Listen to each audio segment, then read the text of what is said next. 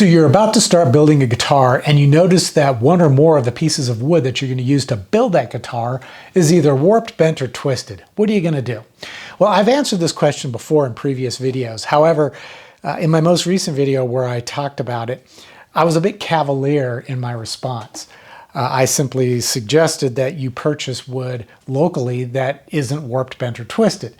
And that's typically what I do. I will go out and I will shop for wood, and I will look through a lot of different pieces of wood to find boards that are perfectly straight, perfectly level, that have no issues with warping or bending or twisting. However, there can be situations where that isn't possible. Oftentimes I like to use figured woods for the tops of my guitars.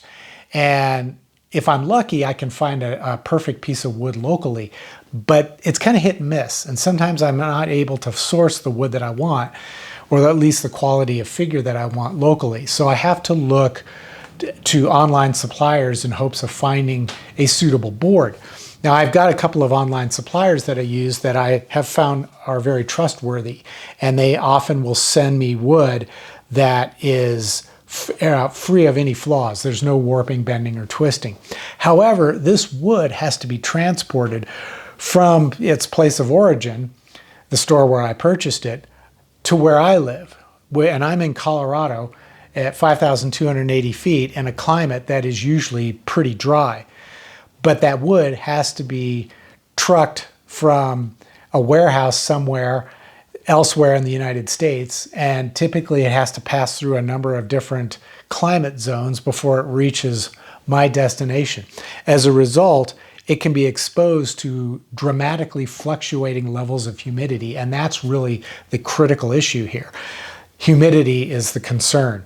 Temperature isn't that big of a deal, and altitude certainly isn't, but humidity is. As wood absorbs moisture, it can move, and when it expels moisture, it can move. So if it's traveling through a variety of different humidity levels to reach you, it can move quite a bit. As a result, that board, which was perfectly flat when it was shipped, might arrive and suddenly you notice it's warped or bent or twisted or cupped. And you've got to figure out a way to deal with it. Well, I've had a viewer recently ask me about that very subject because I had made a video where I was putting the tops on the solid body guitar as well as a top and a back on this hollow body guitar.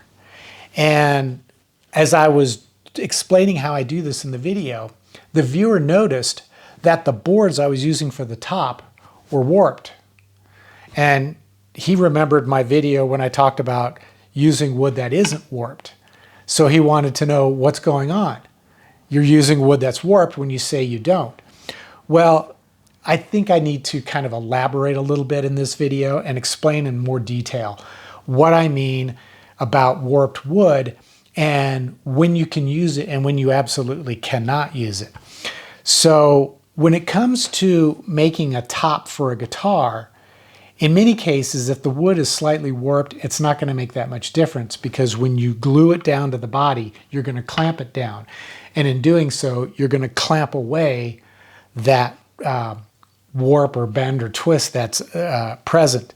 And as long as the base is flat, it's not going to be an issue. And in this case, the base was perfectly flat. It was the top that had warp to it. Now, the tops for both these guitars were under 3/4 of an inch thick. So when you're talking about wood that's, a 1/2 inch thick or so, you can clamp away any warp that is present. In fact, when I clamped the wood to my CNC machine, you could see that the wood was warped, but I used my clamps to clamp it down flat so that when I machined the shapes and the contour, the board was actually sitting flat. Now, of course, once I unclamped it, the wood went back to being that kind of warped shape again. However, once the wood was carved, I ended up with a thickness, a maximum thickness of a little over 3/8 of an inch thick at the center. Around the edges, it's about 3/16 of an inch. So that is very easy to clamp it flat to the wood that it's being glued to. So it's not something I'm going to be too concerned with. The same thing was true with the top and back for the hollow body guitar. However, in this case, the wood is even thinner. At its thickest point, it's about 1/4 of an inch. So that makes it very easy to clamp it down to the sides of the guitar, the rim, in order to remove that problem of the warping, bending, and twisting. Hey guys, if you're enjoying this video, I would encourage you to click the thumbs up button down below. Do it right now. It's a great way to show my channel support, and it doesn't cost you anything. But if you'd like to take your support to the next level, you can visit my eGuitar Plans web store or my Highland Guitars merch store. There's links in the description below. And any purchase you make there is going to help support this channel so that I can keep making guitar building videos and sharing my knowledge and experience with you. You can also click the thanks button down below and leave a tip in the amount that you think is fair. But if you want to get the most out of my channel, I would encourage you to click the join button down below and consider becoming a member. As a member, you're going to have access to videos just like the one you're watching, but with a lot more information and detail, and best of all, no ads. Now let's get back to the video. Now, when you watch videos of big guitar factories making guitars, you'll see that they plane the wood and they do all this stuff to get the wood perfect.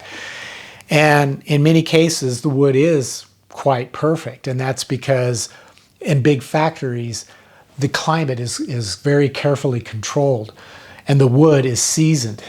Well, they call it seasoned, but in truth, it just sits on a shelf where it rests for, it can be as many as a couple of years before it's actually being used.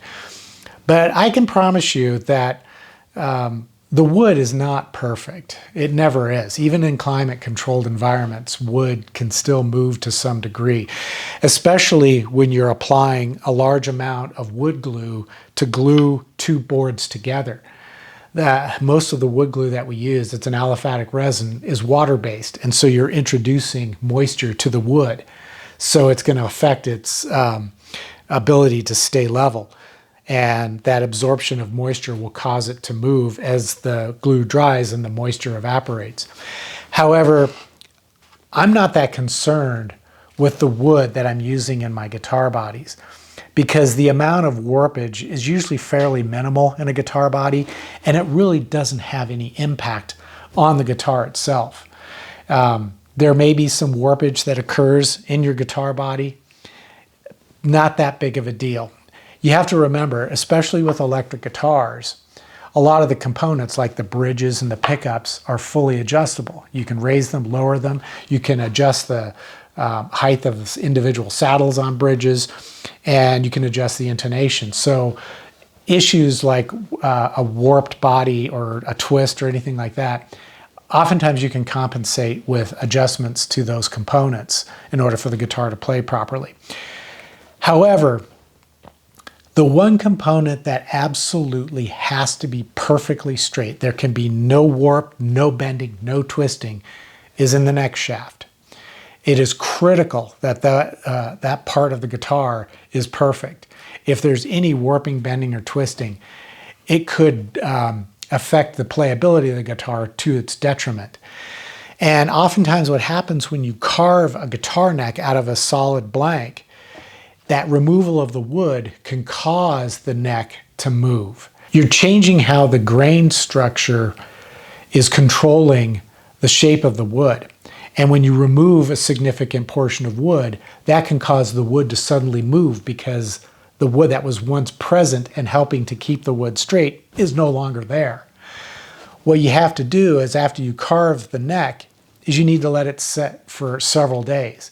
And then you need to come back and check it to make sure that there isn't any warping, bending, or twisting that's going to affect the performance of the neck. If there is, you can't use it. And there's really nothing you can do to try to straighten that out and fix any flaws that occur. Now, I've tried this myself using carbon fiber reinforcement rods where I've inserted the rods with epoxy glue and then clamped away any warp or bend or twist that was present and let the glue dry. Then remove the clamps in hopes that the carbon fiber reinforcement rods would keep the neck straight. Doesn't work. I've tried it. When wood wants to move, it's going to move.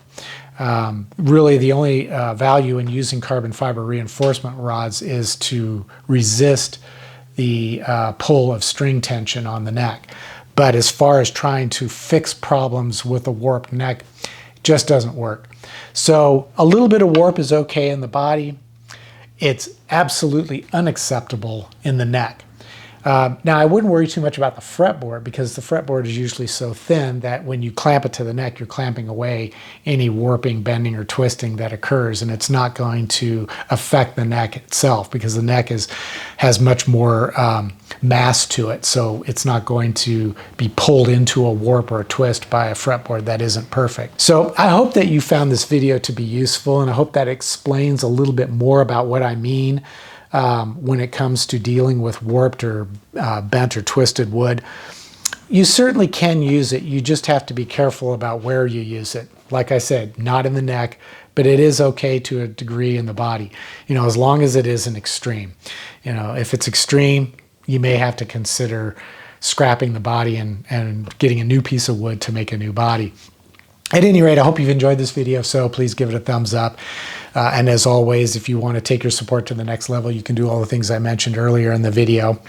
At any rate, until the next episode, take care, stay safe, and I hope you'll be back for more guitar building videos.